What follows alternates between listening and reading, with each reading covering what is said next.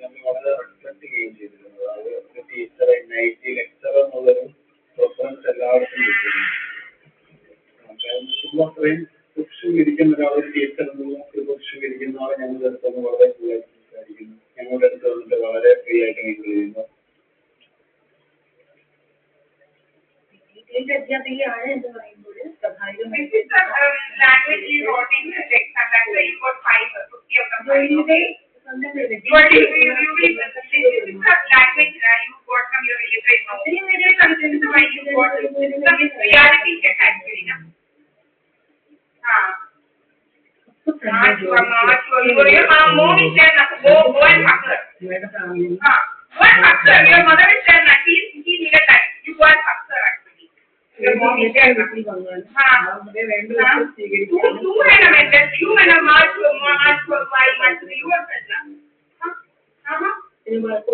ആരെങ്കിലും അവിടെ വന്നിരിക്കുമ്പോൾ തന്നെ ജോലി ഷർട്ടെല്ലാം എടുത്ത് ആ ഒരു ചെയറിന്റെ കൊത്തുകാരാണ് അയൻകൊക്കെ കിടക്കുന്നത്.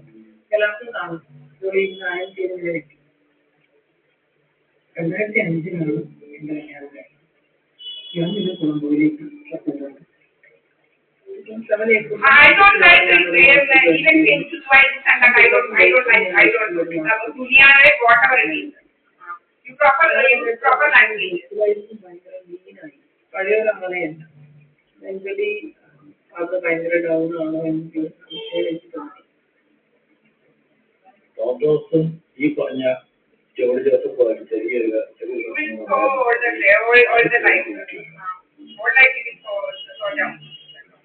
MS മാത്യു അന്നമ്മയുടെ മൂത്ത സഹോദരൻ മാത്യു അവിടെ ഒരു സ്വർണ്ണക്കടയിൽ സെയിൽസ് മാനേജർ ചെയ്തു.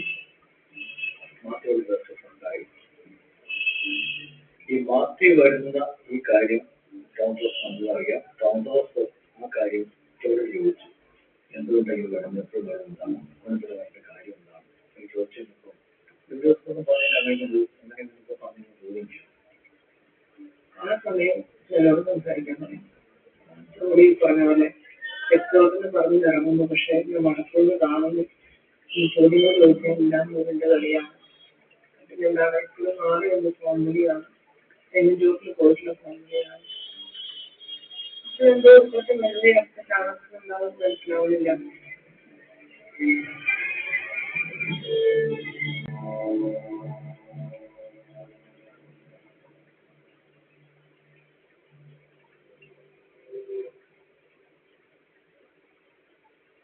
അന്ന് വൈകിട്ട് കാപ്പുചേനത്തിന് അദ്ദേഹത്തിന് ക്യാസ് കഴിക്കുന്നു.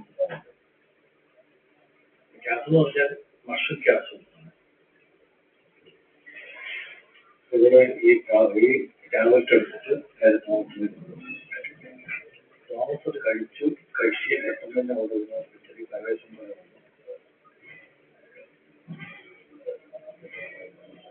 പെട്ടെന്ന് ഗവൺമെന്റ് അടുത്ത് വീഴുകയും വാട്ടർ ഡിസ്റ്റൻസ്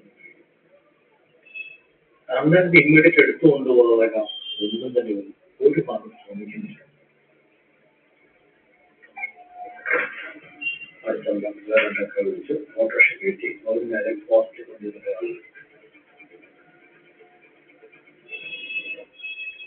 ഈ പോകുന്ന വഴിക്ക് എന്റെ ടൗൺ ഹൗസ് മരിച്ചുകൊണ്ടാണ്.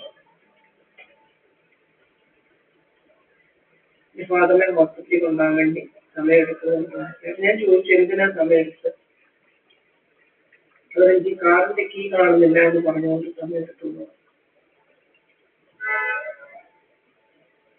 അവരുടെ പിതാവ് മരിക്കുന്നത് അറ്റാക്കായിരുന്നില്ല. ഒരു വിശ്വാസം എല്ലാവർക്കും പോയി പറഞ്ഞു, ജോലി പറഞ്ഞു, എന്താ പറഞ്ഞൊക്കെ തിരിച്ചു വാങ്ങിച്ച് വീട്ടിൽ കൊണ്ടുവരും.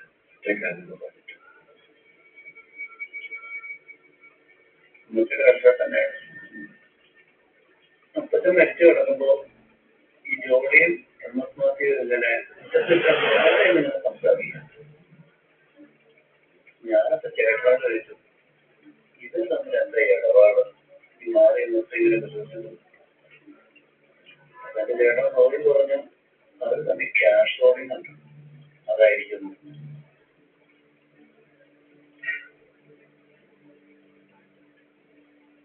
രണ്ടാമത്തെ കേസിനെ വിശദമായി പരിശോധിക്കുമ്പോൾ ഈ കേസിലുള്ള തെളിവുകൾ വളരെ വീക്കാണ്.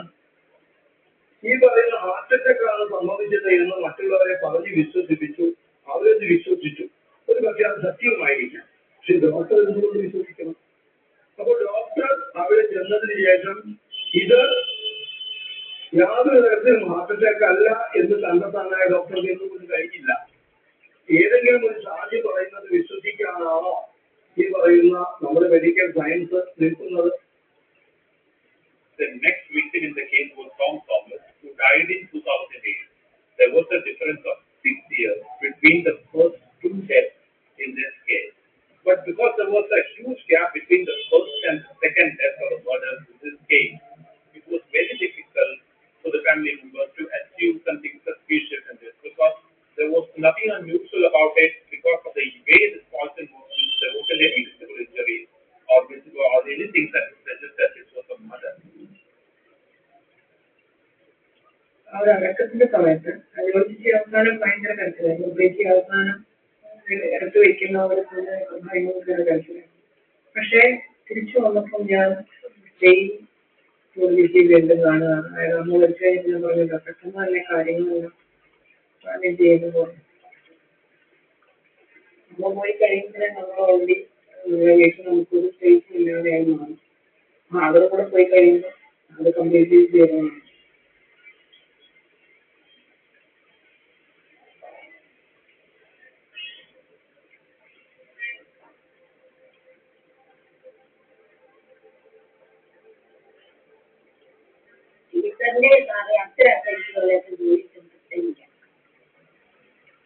മരണങ്ങളെ സമയത്ത് ചെമ്മഴത്തേക്ക് അതിൻ്റെ അകത്തൊക്കെ വിളിച്ചത് കാര്യങ്ങൾ പറഞ്ഞിട്ടുണ്ടെന്ന് അമിതാഭ് ബച്ചനെ ഇവിടെ 3 മരണം നടത്തുന്നുണ്ട്. അപ്പൊ ഇത്താത്തൻ അറിയാവുന്ന ഇവിടെ വീട് സ്ഥലം സ്ഥാനത്തല്ല, കിണർ സ്ഥാനത്തല്ല, ഈ കിണറിന്റെ ചുറ്റുപാട് കെട്ടണം, പിന്നെ മുമ്പിൽ മരം വെക്കണം.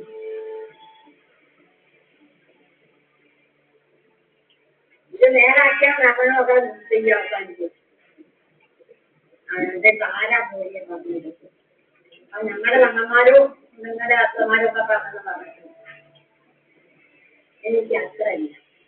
പിന്നെ അങ്ങോട്ടല്ല പൊന്നാമറ്റത്തൊക്കെയുള്ള ബന്ധം തന്നെ പിന്നെ തെറ്റാതില്ല. അത് ഇതേ പറഞ്ഞു ഇത്രയും ബന്ധമല്ല കുടുംബത്തെ ബന്ധമല്ല